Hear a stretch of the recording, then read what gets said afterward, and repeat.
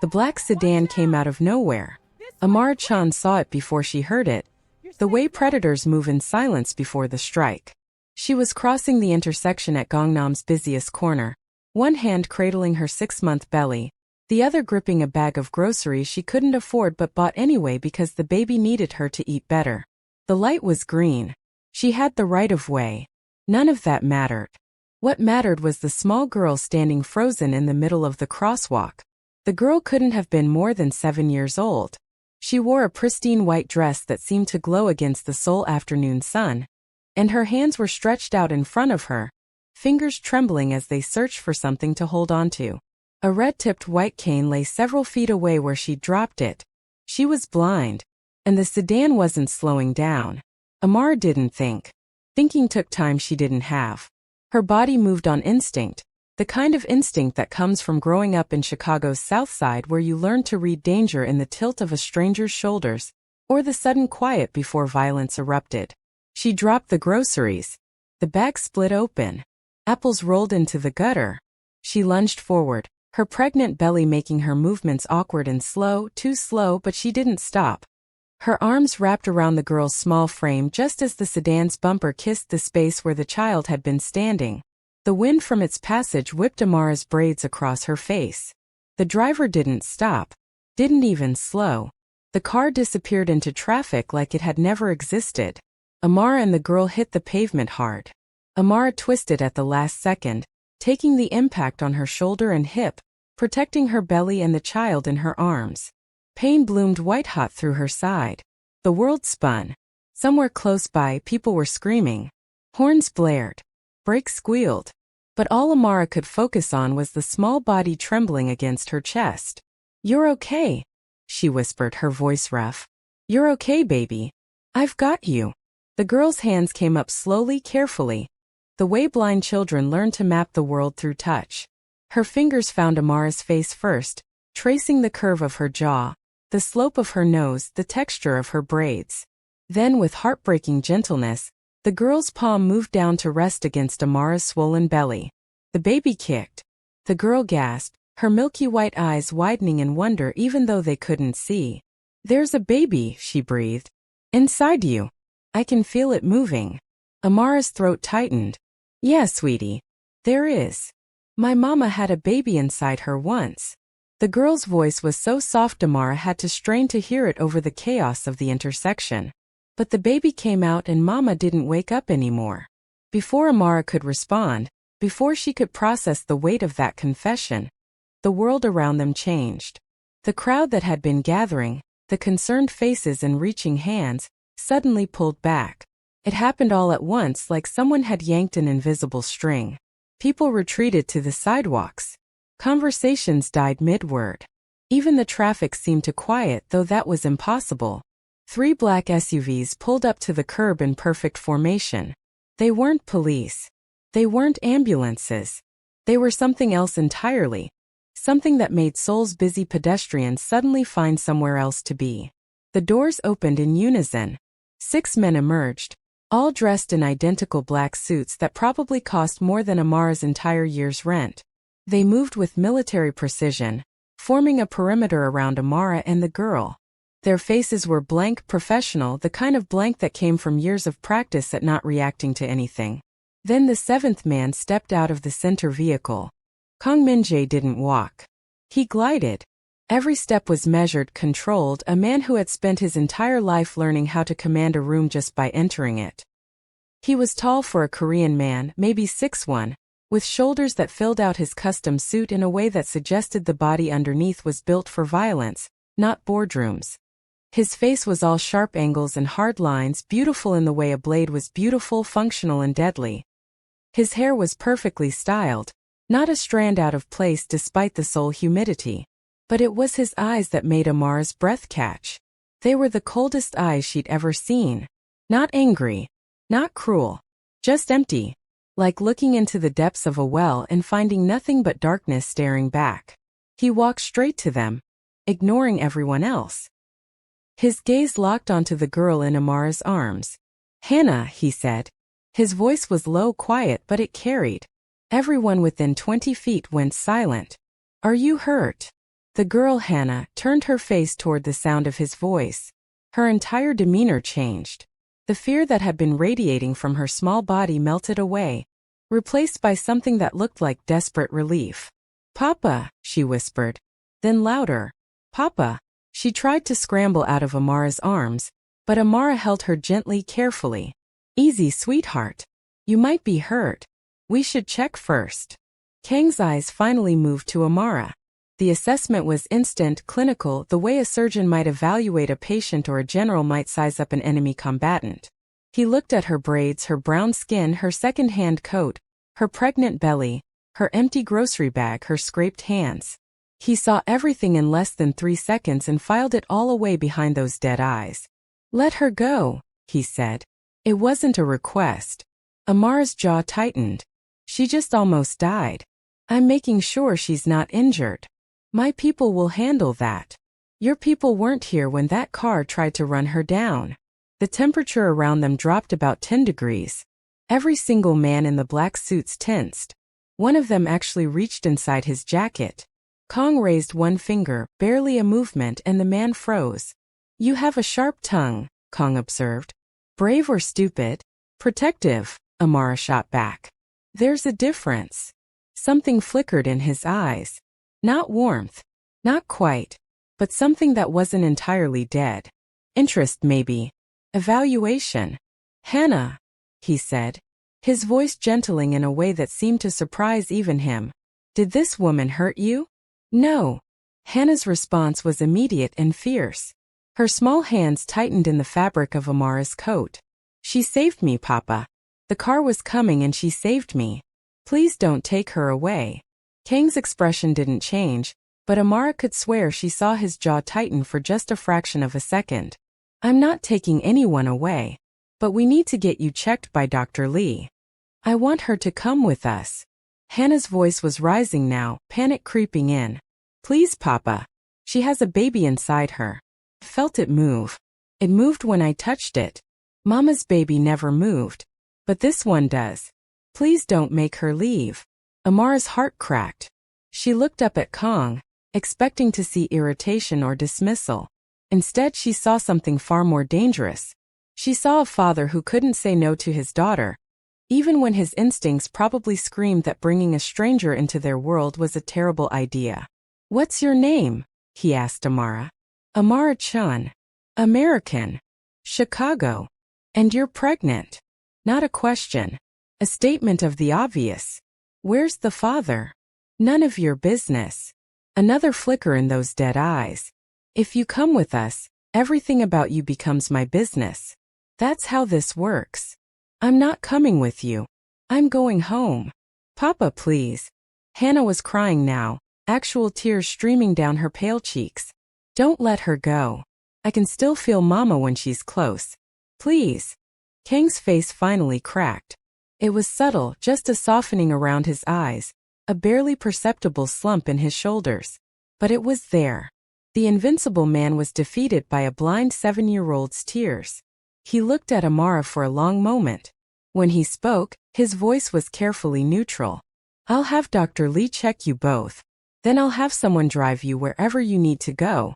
That's non-negotiable. You took a hard fall protecting my daughter. You could be injured." Amara wanted to argue. Every instinct told her to walk away from this man and his expensive suits and his cold eyes and the invisible weight of power that hung around him like cologne. But Hannah was shaking in her arms, and her own hip was throbbing where she'd hit the pavement, and the baby in her belly had gone very, very still. "Fine," she said. "But just a checkup. Then I'm gone." Kang nodded once. He gestured, and one of his men immediately appeared with a wheelchair. Amara almost laughed. Of course they traveled with a wheelchair. These people probably traveled with a full medical team. She let them help her into the chair, still holding Hannah. The girl refused to let go. Her small arms wrapped around Amara's neck like she was drowning, and Amara was the only thing keeping her afloat. They were guided to the center SUV. The interior was exactly what Amara expected. Black leather, tinted windows, enough space to seat 8 people comfortably. It smelled like expensive cologne and something else, something sharp and metallic that made her think of gun oil. Kang sat across from them, Up close, Amara could see the faint scars on his knuckles, the kind you got from hitting people with your bare hands. His suit was immaculate, but there was a hardness to him that no amount of money or tailoring could hide. This was a man who had done terrible things, who probably still did terrible things. And his daughter was clinging to Amara like she was the only safe thing in the world. The SUV pulled smoothly into traffic. No one spoke. Hannah had her face buried in Amara's shoulder, her breathing finally evening out. Amara could feel the girl's heartbeat against her chest, rapid and bird-fragile. "Thank you," Kang said finally. The words sounded rusty, like he didn't use them often. "Don't thank me," Amara replied quietly. "Just make sure whoever was driving that sedan doesn't get away with it." "They won't." The certainty in his voice made Amara's skin prickle. She didn't ask what he meant. She didn't want to know. They drove in silence through Gangnam's glittering streets. Amara watched the city blur past, all neon and steel and money, so different from the modest apartment she shared with 3 other women in a neighborhood where the buildings were old and the rent was barely manageable. She'd come to Seoul 8 months ago, pregnant and alone, running from a man who thought his fists gave him the right to make decisions about her body. She'd chosen Korea because it was far, because she had a friend from college who'd offered her a couch, because sometimes running was the only option left. She hadn't expected to save a blind girl. She definitely hadn't expected that girl to belong to a man who looked like he could buy and sell entire cities. The SUV pulled up to a private medical building that definitely wasn't on any public map. They were ushered inside by more men in black suits, through hallways that smelled like antiseptic and money, into a consultation room that looked more like a hotel suite than a clinic. Dr. Lee was a small woman in her 60s with kind eyes and steady hands. She checked Hannah first, gentle and thorough, speaking to the girl in soft Korean while Kang translated the important parts into English for Amara's benefit. "She's fine," the doctor said finally. "Shaken but no injuries." Then it was Amara's turn. Dr. Lee was just as gentle with her, checking her vitals, examining the bruises already forming on her shoulder and hip, pressing carefully against her belly. "The baby?" Amara asked, trying to keep the fear out of her voice. Dr. Lee smiled. "Strong heartbeat. Active. You did well protecting both of you." The relief hit Amara so hard she almost cried. She bit the inside of her cheek, refusing to break down in front of these strangers. "You should rest," Dr. Lee continued. "No strenuous activity for at least a week. And please eat more. The baby needs it." Amara nodded, not mentioning that eating more required money she didn't have. When the examination was over, Kang was waiting in the hallway. Hannah was holding his hand, but her face was turned back toward the examination room, toward Amara. "I'll have my driver take you home now," Kang said. "Papa, no." Hannah's grip on his hand tightened. "She can't leave yet. Please. Just a little longer." Kang looked down at his daughter. Amara could see the war happening behind his eyes. Logic versus love. Safety versus sentiment. "Love one. Would you?" He paused, the words clearly difficult for him. "Would you consider having dinner with us? Just tonight?" "Hannah. She doesn't connect with people easily. Since her mother died, she's been very isolated. If you could spend a few hours, just until she settles." Amara should have said no. Everything about this situation screamed danger. But Hannah was looking at her with those milky eyes full of hope, and Amara's own childhood came rushing back. All those times she'd been scared and alone and desperate for someone, anyone, to stay. "A few hours," she said. "That's all." Kang's shoulders relaxed incrementally. "Thank you." They drove to a house that wasn't a house. It was a compound. Gates. Guards. Security cameras. The main building was a masterpiece of modern architecture. All glass and steel and impossibly expensive views of the Han River. The inside was just as intimidating. Marble floors, museum-quality art, furniture that looked like it belonged in magazines. Hannah led Amara through the space like she'd memorized every step, every turn. They ended up in a sunroom filled with plants and soft light. It was the first room that actually felt lived-in, comfortable. A woman in a crisp uniform brought tea. Hannah sat next to Amara on a plush sofa, her small body pressed against Amara's side. Kang sat across from them, watching with that same clinical assessment from earlier. Tell me about the baby, Hannah said softly. Does it hurt when it kicks? Amara smiled despite herself. Sometimes. Mostly it just feels strange. Like someone's doing flips inside you. Can I feel again? Of course. Hannah's hand returned to Amara's belly. The baby, as if on cue, kicked hard. Hannah's face lit up with pure joy. It's playing, she exclaimed. Papa, it's playing with me. Kang's expression softened in a way that made him look almost human. I can see that. What will you name it? Hannah asked. I don't know yet, Amara admitted. I've been waiting to meet them first. Mama said names have power. You have to choose carefully. The grief in the girl's voice was so raw it hurt to hear. Amara looked at Kang. He was staring at his daughter with an expression that could only be described as anguish quickly hidden. Your mama was very wise, Amara said gently. She died having my brother. He died too. Papa says it wasn't my fault, but sometimes I think if I'd been a better daughter, maybe she would have stayed. Hannah. Kang's voice was sharp. We've talked about this. I know. Hannah's head dropped. I'm sorry, Papa. The silence that followed was suffocating. Amara wanted to say something, anything, but what could you say to a child carrying that kind of guilt? Dinner was served in a formal dining room that could have seated 20 people. There were only 3 of them. The food was incredible, the kind of Korean cuisine that took hours to prepare and cost a fortune. Amara ate carefully, trying not to seem too hungry even though she was starving. Hannah talked through the entire meal, asking Amara questions about America, about her baby, about everything. It was like the girl had been saving up months of conversation, and finally had someone willing to listen. Kang said very little, but he watched. Always watching. After dinner, Hannah started to fade. The adrenaline from the accident was wearing off, leaving her exhausted. I should go, Amara said, standing. It's late. Don't go. Hannah grabbed her hand. Please. Just stay until I fall asleep. Amara looked at Kang. He nodded slightly. They went upstairs to Hannah's room. It was beautiful, designed for a blind child with careful attention to texture and space. Hannah's bed was piled with stuffed animals she'd memorized by touch. The walls were covered in tactile art. Hannah changed into pajamas with practiced ease, refusing any help. Then she crawled into bed and patted the space next to her. Amara sat down carefully. What do you need? Will you sing? Mama used to sing before bed. Amara's throat tightened. She wasn't much of a singer, but she knew lullabies from her own childhood, songs her grandmother had taught her. She started humming soft and low.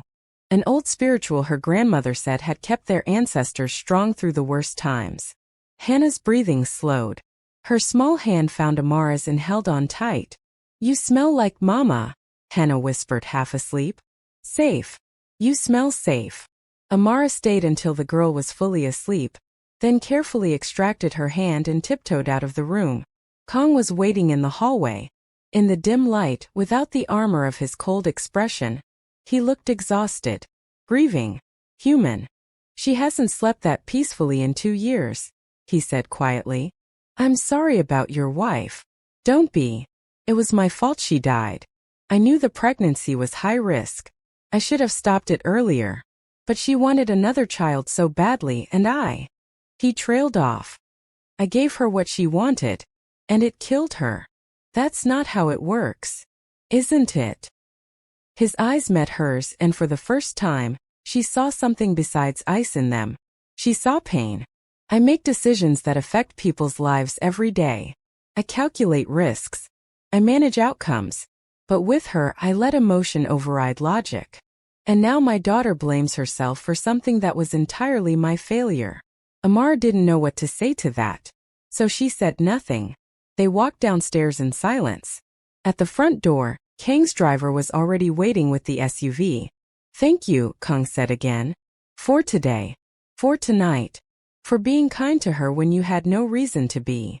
She's a sweet kid. She deserves kindness. Most people don't see that. They see the blind daughter of Kang Min-jae, and they see opportunity. Or they see inconvenience. Then most people are assholes. The corner of his mouth twitched. It wasn't quite a smile, but it was close. Yes, they are. The driver held the door open. Amara was about to step in when Kang spoke again. If you ever need anything, he said. Medical care, money, protection. Call this number. He handed her a business card. Simple, elegant, just a phone number embossed in silver. No strings. No expectations. You saved my daughter's life. That debt doesn't expire. Amara took the card, not knowing if she'd ever use it. Take care of her. I will. She got in the SUV. As they pulled away from the compound, Amara looked back once. Kang was still standing in the doorway, watching until they disappeared from sight. She didn't know it yet, but that moment, that look, was the beginning of the end of both their carefully constructed worlds. 3 days later, her apartment was broken into. Amara came home from her part-time job at a convenience store to find her door kicked in. Her few possessions scattered, her mattress slashed open. Whoever did it was looking for something. Money, probably. They wouldn't have found much. But what terrified her was the message spray-painted on her wall in red. Leave Seoul or you'll bleed. She called the police. They took a report, looked bored, and told her they'd investigate. She knew what that meant. Nothing. She was a pregnant black foreigner in a country where she barely spoke the language. She wasn't a priority. She was packing what was left of her things, trying to figure out where she could go, when her phone rang. Unknown number. Hello. Amara Chen? A woman's voice, crisp and professional. Who's asking? I work for Kang Min-jae. He'd like to speak with you. Please hold. Before Amara could respond, the line clicked. Then Kang's voice came through, low and controlled. I heard about your apartment. How? She stopped. Of course he heard. Men like Kang Min-jae heard everything. It's fine. I'm handling it. You were threatened because of me. You don't know that. Don't insult my intelligence. Whoever tried to kill Hannah last week knows you saved her. They're sending a message. Hurting you hurts me. Amara's stomach dropped. So this is my life now? I save a kid and become a target. No. This is your life now. You let me protect you, or you die trying to stay independent. That's not a choice. No, he agreed. It's not. Pack a bag. Someone will pick you up in 20 minutes. I'm not some damsel who needs. Amara. His voice went very quiet. Very dangerous. I have men watching your building right now. 3 separate groups. 2 of them work for me. 1 doesn't. The one that doesn't is waiting for you to leave so they can finish what they started. You have 19 minutes to decide if your pride is worth more than your baby's life. Amara's hand went to her belly instinctively. The baby kicked as if sensing her fear. 18 minutes, Kang said. Fine, she spat. But I'm not staying long. We'll discuss that when you arrive. The line went dead. Exactly 18 minutes later, the same SUV from before pulled up. The same driver opened the door. Amara threw her duffel bag in and climbed in after it, trying to ignore how much this felt like surrender. They drove back to the compound. The gates opened silently. This time, Amara was led to a different part of the house. A guest wing that was bigger than her entire old apartment. The room had floor-to-ceiling windows overlooking a private garden, a bed that could sleep 4 people, and a bathroom with a tub big enough to swim in. This is temporary, she told herself, even though she didn't believe it. Kang appeared in the doorway an hour later. He changed out of his suit into dark slacks and a simple black sweater that somehow made him look more dangerous, not less. Hannah doesn't know you're here yet, he said. I wanted to speak with you first. About how this works. You're under my protection now. That means you don't leave the compound without my security. You don't contact anyone from your old life without my approval. You don't make decisions that could put you or Hannah at risk. So I'm a prisoner. You're alive. There's a difference. Amara stood up, anger overriding fear. I didn't ask for this. No. You asked for nothing. Which is why I'm offering anyway. He stepped into the room, and suddenly the massive space felt very small. I know what you think of me. I see it in your eyes every time you look at me. You think I'm a monster? You're probably right. But monsters are very good at protecting what's theirs. I'm not yours. Not yet. He said it so simply, so certainly, that it took Amara a moment to process the words. Excuse me. Hannah has asked about you every day since you left. She sleeps with her hand on her stomach, trying to feel your baby kick through the memory. She talks about you like you're already family. He paused. My daughter doesn't trust people. She trusted you in 5 minutes. Do you know how rare that is? So what? You want me to be her nanny? Her pet? What exactly is my role here? I don't know yet, Kang admitted. But I know that having you close makes her happy. And my daughter's happiness is worth more than your comfort or my convenience. It was the most honest thing he'd said. Amara wanted to hate him for it, but she couldn't. Because underneath the threat and the control she heard something else. Desperation. A father who would do anything, sacrifice anyone to make his child smile. 2 weeks, Amara said. I'll stay 2 weeks. That gives you time to deal with whatever threat is out there. Then I'm gone. Kang looked at her for a long moment. We'll see. That's not an answer. No, he agreed. But it's all you're getting tonight. He left her there, alone in a gilded cage that smelled like jasmine and felt like a trap. Amara didn't sleep that night. She lay in the too soft bed, feeling her baby kick against her ribs, and wondered what the hell she'd gotten herself into. The next morning Hannah found her. Amara was sitting in the garden, trying to enjoy the morning sun, when she heard small, careful footsteps on the stone path. Hannah appeared around a hedge, her white cane tapping ahead of her, her face breaking into a smile when she got close enough to recognize Amara's scent or her breathing or whatever mysterious way blind children identified people. You came back. Hannah ran the last few steps, throwing herself into Amara's arms with complete trust that she'd be caught. Amara caught her holding the small body close. Hey, sweetheart. Papa said you might visit, but I didn't think it would be so soon. Are you staying? Please say you're staying. For a little while. Forever. Hannah. I know. Nobody stays forever. But maybe just for a long time. The hope in the girl's voice was devastating. Amara looked up and saw Kang standing near the house, watching them. His expression was unreadable. But there was something in his posture. A tension, like he was waiting for something. Maybe, Amara said softly. We'll see. Hannah beamed. Can I feel the baby again? Anytime you want. The next 2 weeks passed in a strange, suspended kind of time. Amara fell into a routine she never meant to establish. Mornings in the garden with Hannah, teaching the girl about plants by touch and smell. Afternoons doing homework together. Amara reading textbooks aloud while Hannah listened with fierce concentration. Evenings having dinner as a strange little trio. Hannah chattering while Kang and Amara exchanged careful, measured words.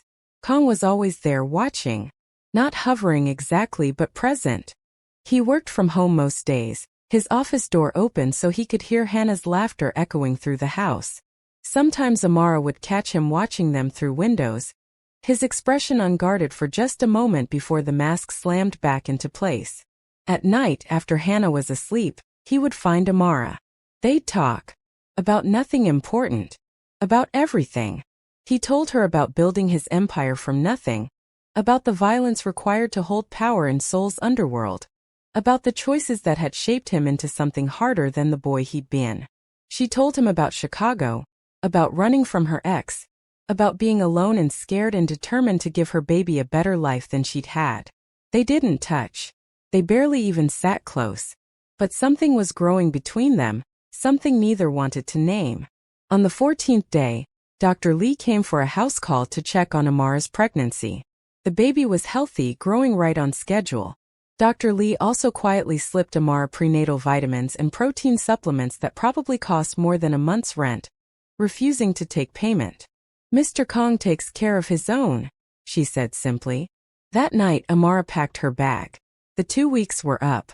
The threat had passed, or at least gone quiet. It was time to leave. She made it as far as the front door before Kang stopped her. Where are you going? He appeared from his office, still in his work clothes, looking exhausted. My 2 weeks are up. So you're just leaving. without saying goodbye to Hannah. I was going to call. Don't. The word cracked like a whip. Don't lie to me. You were going to disappear because saying goodbye to her would hurt too much. Because you've gotten attached and that terrifies you. Amara's hand tightened on her bag. I can't stay here. Why not? Because this isn't real. None of this is real. You're not my family. I'm not Hannah's mother. This is just... It's temporary. Everything is temporary. It doesn't have to be. The words hung between them, dangerous and impossible. What are you saying? Amara whispered. Kang stepped closer. In the dim light of the foyer, he looked less like a crime lord and more like a man standing at the edge of a cliff. I'm saying stay. Not as a guest. Not as someone under my protection. Stay as family. Kang. My name is Min-jae, and I know this is insane. I know you have every reason to run. But Hannah needs you. She's happy for the first time since her mother died. She laughs. She sleeps through the night. She talks about the future like it's something to look forward to instead of endure. He paused, and when he spoke again, his voice was raw. And I need you too. I don't know how it happened or when, but somewhere between you saving my daughter, and you singing her to sleep and you challenging me every single day, I started needing you. Amara's bag slipped from her numb fingers. You don't even know me. I know you're brave enough to throw yourself in front of a car for a stranger. I know you're strong enough to leave an abuser and build a new life in a foreign country. I know you're kind enough to love my daughter when you could have walked away. He took another step closer. I know enough. This is crazy. Yes. I'm pregnant with another man's baby. I know. You're a criminal. Yes. I should run. Right now. I should run and never look back. But you won't. It wasn't a question. Because you feel it too. This thing between us. This impossible thing. Amara wanted to deny it. But she couldn't. Because he was right. God help her, he was right. I'm terrified, she admitted. Good. So am I. He reached out slowly, giving her time to pull away, and cupped her face with one scarred hand. Stay. Please. Just stay. She should have said no. Should have grabbed her bag and run. Should have chosen safety over this dangerous, impossible man and his broken daughter, and the life he was offering that couldn't possibly work. Instead, she leaned into his touch and whispered, okay. The kiss was inevitable. Had been since the moment they met, probably. His mouth was gentle despite the violence she knew lived in his hands. He kissed her like she was something precious, something that might break if he held too tight. When they pulled apart, both breathing hard, Amara saw something new in his eyes. Not emptiness. Not ice. Something that looked almost like hope. I can't promise this will be easy, he said. I don't need easy. I need real. Then we'll try real. He picked up her bag and carried it back upstairs, not to the guest room but to a different room, one connected to his by a shared door that he left open. That night, for the first time since arriving, Amara slept peacefully. The next morning, Hannah found them having breakfast together. The girl's face split into a smile so wide it looked like it might hurt. You stayed. She ran to Amara, nearly knocking over her orange juice. Does this mean you're staying forever? Amara looked at Kang. He was watching her with an expression that was almost vulnerable. Yeah, sweetheart, Amara said softly. I'm staying. Hannah squealed and threw her arms around Amara's neck. Over the girl's shoulder, Amara met Kang's eyes. He mouthed two words. Thank you. She nodded. They'd figure out the rest. Together. But peace never lasted long in Kang Min-jae's world.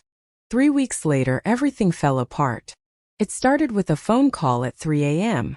Amara woke to find Kang's side of the bed empty, his voice low and tense in the next room. She couldn't make out words, but she heard the tone.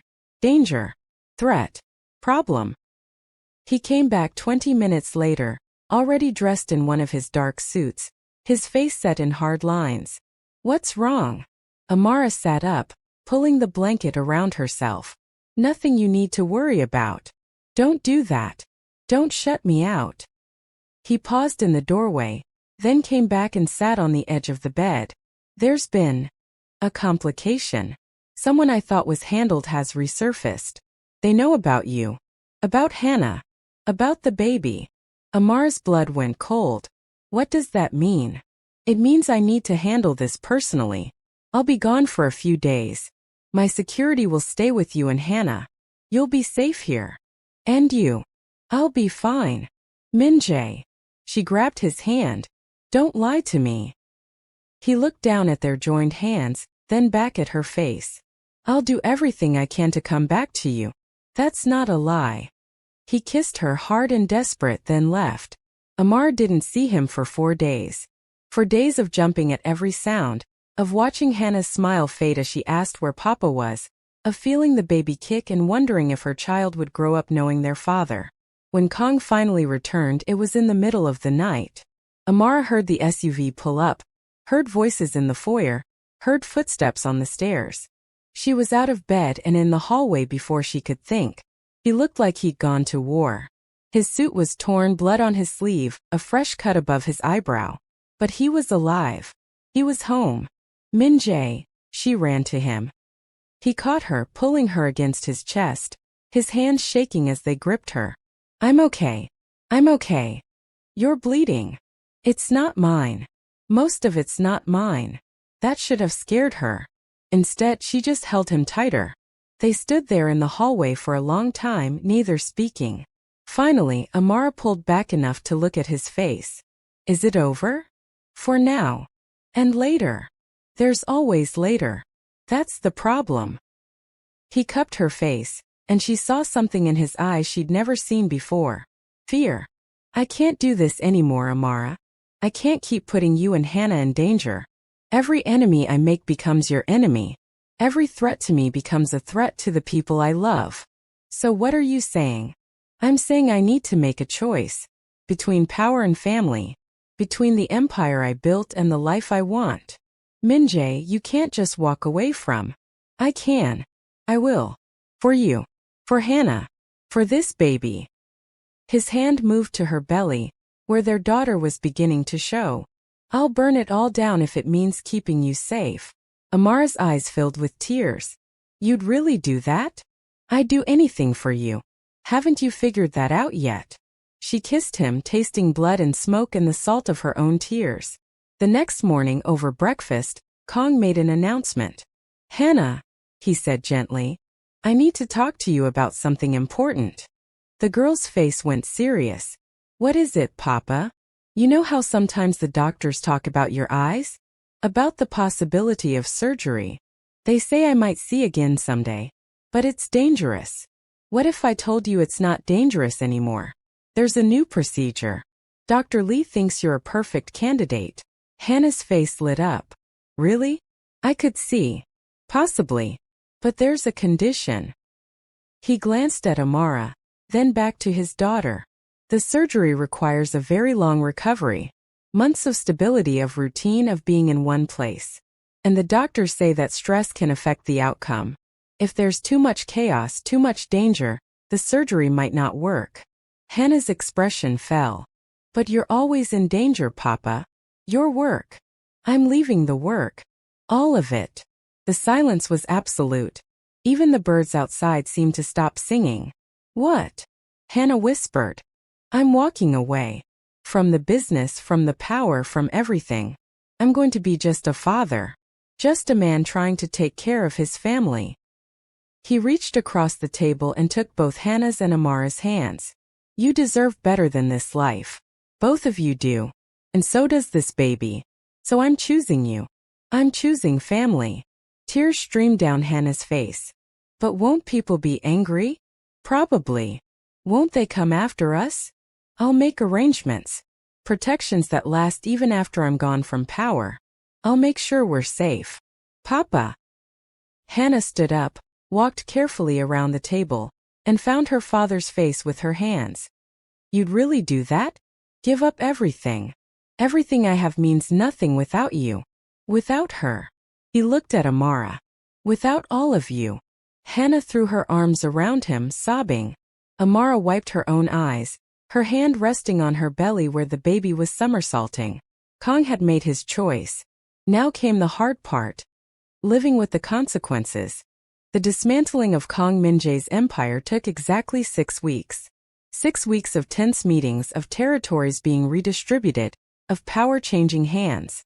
6 weeks of watching him shed the identity he built for decades like a snake shedding skin. It wasn't pretty. There were threats, attempts at intimidation. One former ally showed up at the compound gates with 20 armed men, demanding Kang reconsider. Kang had walked out alone to meet them. Amara watched from the window, heart in her throat, as he stood facing down an army with nothing but his reputation and his words. 20 minutes later, the men drove away. Kang came back inside unharmed. "What did you say to them?" Amara asked. "The truth. That I'm done. That anyone who comes after me or mine will find out exactly how far a man with nothing left to lose will go." He kept his promises. Bank accounts were transferred to offshore locations Amara didn't ask about.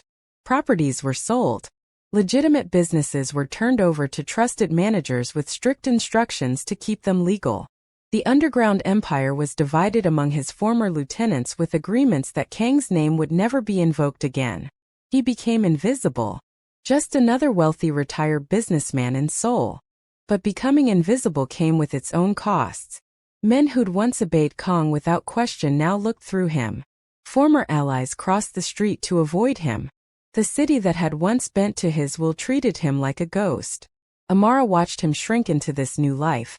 Saw the moments when he'd catch himself reaching for power that was no longer his. Saw the way his jaw clenched when former business partners cut their conversations short. "Are you okay?" she asked one night, finding him standing in the dark of their bedroom, staring out at the city. "I miss it," he admitted. "God help me, I miss the wait. The knowing that I could make things happen with a phone call. That I mattered. You still matter. To you. To Hannah. But to the world? I'm nothing now." Amara came up behind him, wrapping her arms around his waist, her pregnant belly pressed against his back. "You're not nothing. You're a father. You're going to be a father again. You're the man who loved his daughter enough to give up everything. That's not nothing, Min-jae. That's everything." He turned in her arms and in the darkness she could see tears on his face. "I'm scared," he whispered. "What if I gave it all up and the surgery doesn't work? What if I sacrificed everything for nothing? Then we'll deal with it together. As a family. I don't know how to be just a man. Just a father. That's never been enough before. It's enough for us." He held her then. Held her like she was the only thing keeping him tethered to the earth. And maybe she was. The surgery was scheduled for a crisp autumn morning, 6 weeks after Kang had formally withdrawn from power. Hannah was nervous but excited, chattering nonstop during the drive to the hospital. Dr. Lee met them in the pre-op area, calm and confident. "The procedure will take about 4 hours. Then she'll need to stay still for the bandages to set properly. 3 days with her eyes covered. Then we'll see if it worked." "And the success rate?" Kang asked, his voice tight. "With the new stability in her life, the reduction in stress? I'm very optimistic." They wheeled Hannah away. She was holding Amara's hand right up until the doors closed, squeezing tight. "See you soon," Amara called after her. Then it was just waiting. Kang paced the private waiting room like a caged animal. Amara sat, her hands on her belly, feeling the baby kick. For hours passed like 4 years. Finally, Dr. Lee emerged. Her face was unreadable. Kang was on his feet instantly. "Is she?" "The surgery went perfectly. Better than perfectly. But we won't know if her vision returns until we remove the bandages." "When?" 3 days. "I know it's difficult, but patience is crucial now."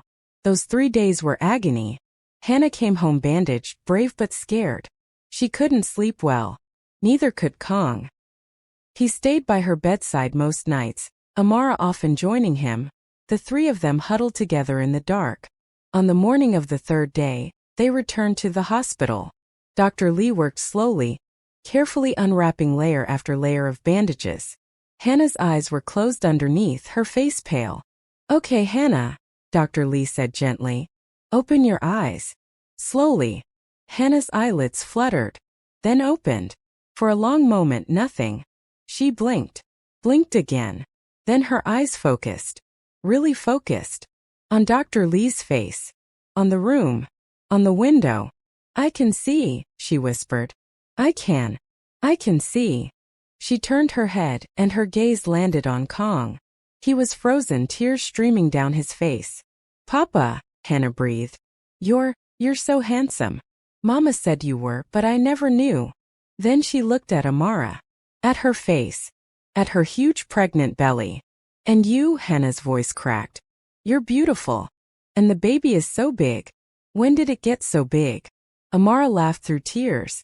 You've been asleep a while, sweetheart. Hannah reached out, touching Amara's face with wonder, seeing her fingers trace features she could now see. This is real.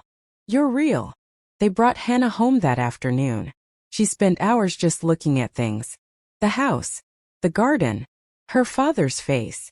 Amara's smile. The paintings on the walls that she'd only known by texture.